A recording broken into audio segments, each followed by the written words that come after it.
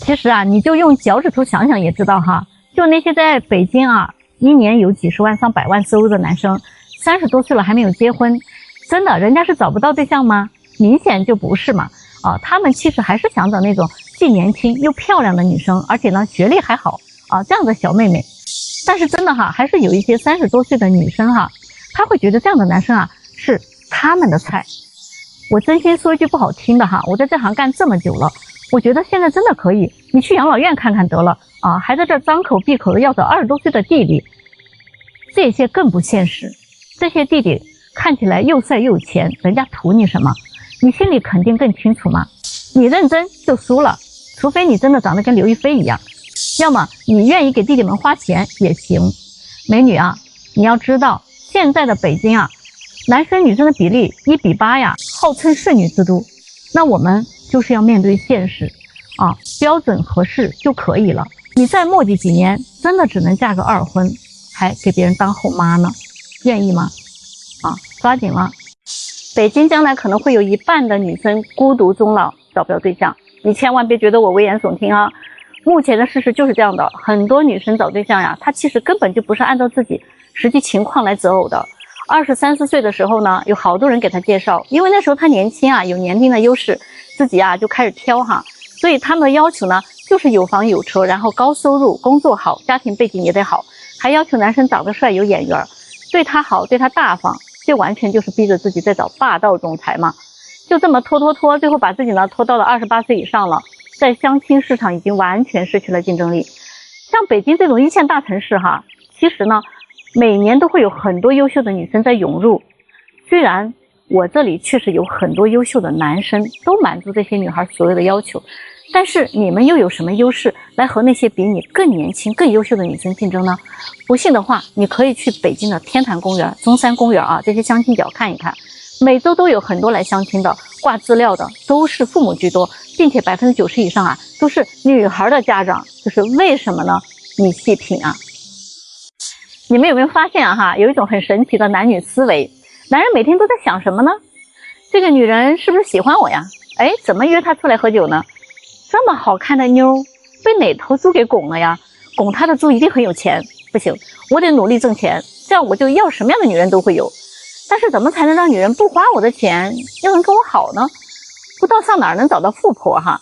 我今天想找哥们打游戏玩会儿牌，我想喝个酒，我想抽个烟，怎么才能让这个女人她别管着我？这个女人又来查岗了，烦不烦呀？什么时候才能像古代一样可以3妻4妾呀？再看看女人每天在想什么哈。听好了，女人想的是，今天我要不要洗头呢？今天我穿什么衣服呢？我好像没衣服穿了，我好想再买几件。中午吃什么呢？天天吃外卖，有人给我做就好了。我的快递怎么还没到呀？我这个鼻子要是再高一点就好看了，我的皮肤能不能再白一点呀？我要是大长腿就可以找个更帅的男朋友了。我的大姨妈怎么还没来呀？我的大姨妈怎么又来了呢？我什么时候才能变成富婆呀？要是能不用天天上班就好了。啥时候才能躺平做女人太难了。关注立新姐，脱单更快捷。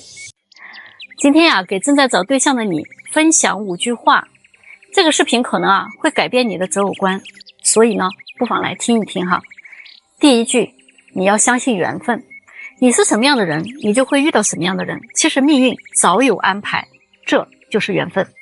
我们看不透正在经历的事情，只有经历过后才能感悟，这就是因果。所以你一定要去经历。年轻的时候呢，我们不太相信宿命，只相信爱拼才会赢。但感情这件事你应该相信与谁分开，与谁相爱，一切早有安排。第二句呢，放下执念。很多人择偶观里面就有一些执念，比如说你必须要找一个什么学历的，年收入必须多少多少的，必须本地的等等，这些执念。可能你自己经历的某件事情会让你产生这样的结论，但是你应该清楚我们不能仅凭1、2件事就对一个群体往下结论的，乱贴标签以点盖面，这都是不客观的表现。命里有时终须有，命里无时莫强求。放下执念，你才能成为更好的自己，你才能遇到更好的人。第3句，人生无常。无论生活中还是感情中，我们一直都走在解决问题的路上，问题呢一个又一个的出现，我们呢就一个一个的去解决。如果你因为遇到一点小小的问题就厌世逃避，那经历一点点挫折就觉得自己看破了红尘，那只能说明你还不够成熟。成熟就是与问题和平相处，坦然去面对无常。正所谓行到水穷处，坐看云起时。第4句话寻找平衡。情感基础和物质基础是婚姻的2个基本组成要素，它们是同等重要的，相辅相成的。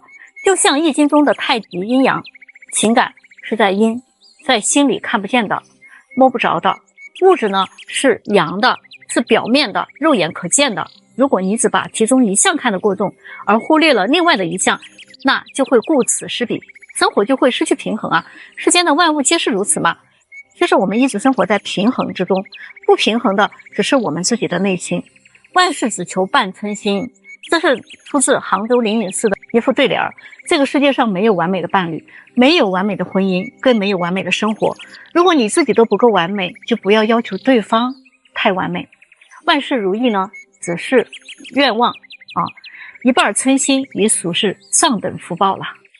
你要允许自己做自己，那也要允许别人做别人，对吗？相亲对象喜不喜欢你它是有区别的。我们先来说一下男生。男生对喜欢的女生和不喜欢的女生呢，态度真的是冰火两重天，很容易辨别的。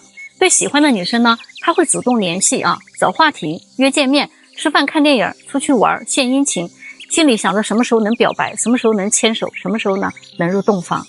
他对态度忽冷忽热的女生呢，他会患得患失，但是如果持续得不到女生的积极回应他也会放弃的。对于不喜欢的女生呢，他直接就不联系了。家里催得紧的话，他可能偶尔会联系一下你。即使女生主动联系他，男生反应也是比较敷衍的，比较迟缓的。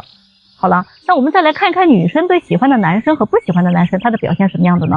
这个心态是比较复杂的大体呢可以分为3种类型：喜欢、一般和不喜欢。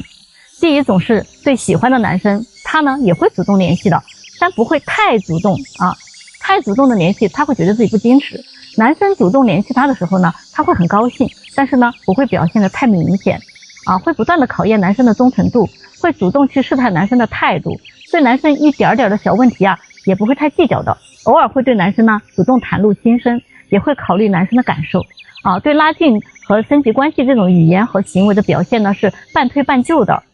那第2种呢就是感觉一般的，那可以尝试接触，万一人品好呢也可以接受的，但是一般不会主动联系男生。男生主动联系他的时候呢，他也能积极回应，约吃饭呢也能约出来，但是问他态度的时候呢，短时间内他基本上都是慢热的，需要继续了解你。男生的某一次献殷勤呢，可能会升级为关系的转折点，对男生的好感倍增。但同时，如果某句话没有说到他心里，可能也会成为这段关系破裂的导火索。第3个就是对不喜欢的，有的女生对不喜欢的男生呢会直接拒绝的，但是有些女生呢她就不会直接拒绝但是呢她也不会主动联系，回复消息的时候比较敷衍，也很迟缓，约见面基本上是约不出来的，聊天呢也找不到话题，心里呢对男生是看不上的，但是又害怕错过了，怕过了这个村就没有这个店了。所以呢这是女生的3种心态，你了解了吗？相亲就应该直接挑明态度。这个视频呢我是劝女生们咱们相亲是直接奔着找结婚对象去的，相亲就是先看条件再培养感情，你见得越多越容易挑花眼，总觉得下一个可能会更好。而对男生呢，你可能说不上很喜欢，也说不上很讨厌，就是没感觉嘛。那没感觉就是没眼缘，没眼缘可能就是没缘分嘛，那你就抓紧撤。但是话又说回来，在相亲对象身上找感觉那是不太现实的，只能在相处中慢慢的去找，而不可能一上来就可能有。你要是一直在找感觉这种状态去相亲，那你真的找不到。但是你如果非常确定，那你就别端着也别憋着，也别挂着，你这样只会让男生摸不着头脑，人家还以为你在考验他呢。而且呢年龄越拖越大越难找，遇到满意的就主动的问，不要觉得主动问行不行喜不喜欢就很掉价。你主动问实际上是在给自己节约时间，觉得行咱就可以吃吃饭聊聊天聊一段时间之后呢，见过几次这个人跟你投不投缘，你心里已经就有答案了嘛。不喜欢就赶紧拒绝，你也别吊着人家又对人家爱答不理。吃饭呢你也去礼物呢你也收，结果呢腰也不让搂，手也不让牵，你说那你是不是有点过分了呢？你一定要清楚，在相亲这种大前提下，你能遇到一见钟情的概率是微乎其微的。你想让男生对你展开疯狂的追求的几乎是没有的。相亲就是很现实，它也非常的不浪漫，所以劝你们不要抱有那种不切实际的幻想了，好吧，姑娘们。相亲一定要主动首先你一定要搞清楚你是去相亲的目的很明确，不管你的性格是内向还是外向，你都应该直奔主题，而不是藏着掖着、扭着捏着、端着装着。你想知道对方哪些情况，你就主动问。有的人不会问也不知道怎么问，觉得主动问就会显得自己太着急或者太物质，怕给对方留下不好的印象。每天呢都只聊聊日常，也没有办法推进关系，什么都等着别人问你。很多人都在等，都在猜，等对方开口，猜对方的意图。如果你们两个人都是这种状态的话，时间很快就过去了会拖很久的，而且很容易错失姻缘。那怎么主动问呢？既自然又舒服呢？既不会让自己觉得尴尬，又不会让对方觉得太着急呢？核心只有一个，就是先主动介绍自己。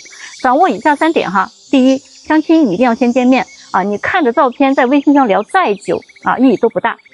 见面要先看看脸，看看外表有没有生理上的排斥。如果没有生理性的排斥，看着很顺眼，有想进一步了解的意愿，那你就应该主动介绍自己了。基本的情况那些什么身高体重年龄属相、星座、学历、工作性质、从事的行业、工资收入等等这些。当然你也不要把这些全部一次性说完了嘛，对吧？你先介绍1、2项，然后你再去问对方同样的问题。先介绍自己，再询问对方，这样不就不尴尬了吗？这个就是正常的聊天模式。如果你一上来就问对方你多大了，做什么工作的，家里有几口人就会显得你很没有礼貌。第二个呢，了解完基本信息之后，如果对方和你的互动非常愉快，你还有继续想要了解对方的想法，那可以继续主动的跟对方约见面呀。很多的话题需要深入展开的聊，比如说性格特点、业余爱好、朋友圈子、情感经历、家庭关系、工作日常、消费观念、结婚打算等等，这些问题都不是1句2句能说清楚的，往往需要在实际的相处当中结合实际行动来体现。你比如说性格特点你听他说哎呀我的性格比较随和情绪也很稳定，这样是不够的。在实际的相处当中你才能发现，如果因为一些小事他就会着急上火，甚至跟人发生冲突，那说明他实际上并不是这样子的人第3个呢，合不合适也要主动的去说。不管是第一次见面还是相处了一段时间之后，你对对方有没有好感，合不合适，你都应该主动的去说，然后询问一下对方的态度。很多人都是默认聊天不积极就已经说明我在拒绝啦我不主动联系你就是已经没有好感呀，这些都是模棱两可的表现，这会让对方很抓狂很多人他不明确拒绝实际上呢就是在给自己留退路这边相着那个放一边万一这个不好呢，我还有备选项，万一对方疯狂的追求让我动心了呢，也不是不行。所以说了解了以上这3点，你就知道自己该怎么做了，对不对？你能听懂相亲对象提要求背后的黑话吗？第一，要求有上进心、责任心，就是要求你收入高嘛。第二，热爱运动和健身，等于他就是个颜狗。第三要求不高，对我好就行了呀，这就是说你要会提供情绪价值。第四，我很慢热你得再努力，就是说我不喜欢你，得看看你的表现了。第五呢，要看你有没有诚意那就是等于在说你得在物质上付出大冤种赶紧给我转账吧。第六我不熬夜，睡得很早，就是说晚上你可别打扰我，那是我的私人时间。你们说这些人是不是奇葩呀？今天这个老大男又来许愿了我真的很头疼38岁的博士女，她说她从来没有相过亲，她认为自己的条件很好北京有房有车，工作呢很体面，未来对孩子的教育方面呢也有很大的优势。她说自己曾经谈过一个男朋友，8年了没有领证，是因为她有点嫌弃男友挣得太少了，两个人都在研究所工作，经济上不会有太大的飞跃，而且性格上呢自己又有点强势他们俩总吵架，不管对错她从不低头，直到男友劈腿提出分手，她才有点警觉自己是不是做错了什么。但是这时候已经晚了，所以她现在就希望找一位气质儒雅、事业有成的男士，经济条件一定得好，至少是100万以上的收入。反正我听完了之后啊，我就跟他说，你找不到这样的，你的想法太理想了。你跟人家90后的女生想法一样，你拿什么跟这些年轻姑娘去竞争啊？但是他很固执啊，他跟我说，哎呀，你就按照我说的这样子去帮我找找吧。我说我找不了，人家年入100万的男士多少90后的等着，可能连见个面的机会都不会给你，你这不是为难我吗？我真的是拜托了啊，我又不是观世音菩萨啊，我也不是许愿池的那一位啊，我只是一个牵线说媒的人，我也不是神仙。我这里呢，真的也不是你花了钱你就能买一个优质的商品回去的地方。不管你是未婚还是离异，你们想找一个年薪100万的男人几乎是不大可能的。我今天就把话撂在这儿哈，不要跟我说什么虽然我35了，但是我看上去只有25这种话。你保养的再好，那手感能一样吗？我也是女人，我真的没有必要哈，非要在这说你们这个群体。但是你们能不能不要整天做梦梦游，承认自己的年龄大了，老了，没有什么优势了，没有那么难。你找一个跟你收入差不多的男人好好过日子，有那么难吗？你们都快奔40的人了，不知道是谁给你们的这种自信和勇气哈，动不动就要找100万年薪的男人。我可以很负责任的告诉你啊，年薪100万的男人，不管他30岁、40岁还是50岁，他们呀大概率都只想找30岁以下的女生，他们只是有钱，人家不是有病，好吗？你们到底明不明白啊？能不能清醒一点？现在有很多大龄剩女哈，这真的是被现实打脸的。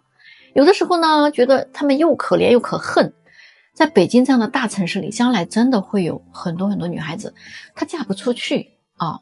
你们先别反驳我，大龄女生看到这儿呢，可能你也想骂我，但是真的有很多案例啊，证实哈，大龄剩女她们真的有一些共性，基本上呢就这3点：第一，太挑；第二，太毒；第三，情商太低。你看完了再喷我。比如前几天我这来了一个34岁的大龄女生，其实她长得还可以，颜值呢能打个7分，在体制内上班，月薪1万多。那天她来我这见了一个82年的男人，离异的，但是呢收入很高啊，有1000多万，非常优秀的男士。他见完了人家哈，出来马上就给我反馈了，哎呀，说这个男士他没有看上，感觉对方呢没什么眼缘啊，虽然有钱，但是年龄太大了，还离过婚，个子还矮啊，想当年自己20多岁的时候都是跟那些富家子弟相亲，基本上没有被看不上的。所以呢，如果找个这样的呢，觉得很亏，带出去呢特没面子。他觉得自己还没有沦落到要找个离异的，长相呢看着也不太那么喜欢，年龄呢还那么大。哎，我就说哈，那你怎么不想一想，一个年龄没有这么大，未婚的，年收入还1000万，而且还能让你看着很有感觉的男人，可能啊你也不是人家的菜了。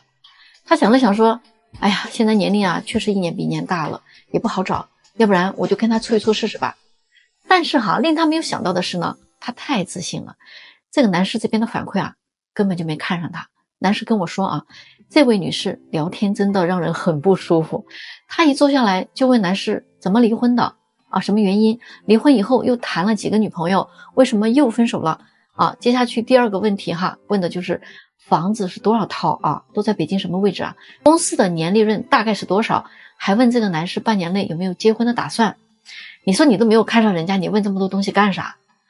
这个就是他情商的问题啊，完全啊不顾及对方感受，想问什么问什么，这不就是在查户口吗？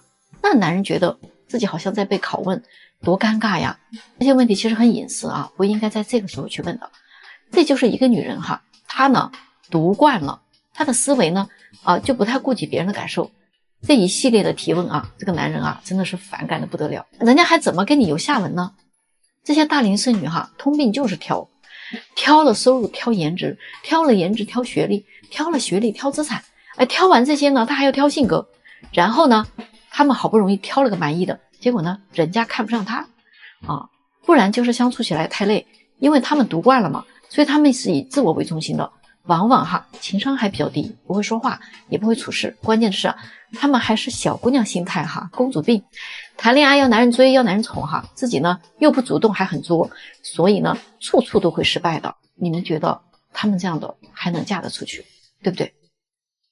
离婚的女人真的很吃香吗？最近我这里啊来了一个离婚带娃的女人哈，她提出的那个条件啊真的太高了，我就劝她你要降低一点，结果啊，他满脸不高兴的哈，就跟我说，现在那么多男的都找不到老婆，何况我还有过一次婚姻经验，我只会更懂男人的，你不知道吗？我们这种离婚的女人啊，男人都在抢的。你们觉得他说这个话有没有毛病？我做婚恋这么多年了，我从来没有见过一个离婚的女人会被男人抢，更多的哈只会被嫌弃被拒绝。去年有一个离婚带娃的明星来找过我，那么漂亮的女人，她仍然被嫌弃被拒绝，我也帮不了她呀。在相亲市场上，如果你是一个离异的女人，即便你没有生过孩子，你也基本上不大会被未婚的男人选择的，你更不会被那些经济条件特别好的男人选择，哪怕呀他也是一个离婚的男人，也有大把的未婚的还比你年轻漂亮的女人愿意找他，更何况你还带了个孩子呢。一个离过婚的生过孩子的女人，年纪呢也不小了，怎么可能被男人抢呀？谁来抢你呀？那些村里的穷光棍吗？他们连自己恐怕都养不活，还别说给你养孩子啊！有的离婚的女人在找伴侣的时候，那提出的条件真的比她20多岁的时候年轻的时候提出条件还要高很多。那我们介绍的时候你就会发现嘛，不管你长得多漂亮，男人一听离婚带个娃呀，基本上连见面的机会都不会给你，特别是那些带男孩的，因为现在没有这种大冤种嘛，谁也不愿意给你养孩子，特别是男孩，他们就是很介意。男人他不傻，你们觉得是不是呢？有的二婚女好不容易他找到个愿意跟他结婚的他还要张口要彩礼还要的很多。我倒不是说你不能要，反正这个事儿呢，我觉得我们都是这么大的人了，心里要有点数大家说是不是呢？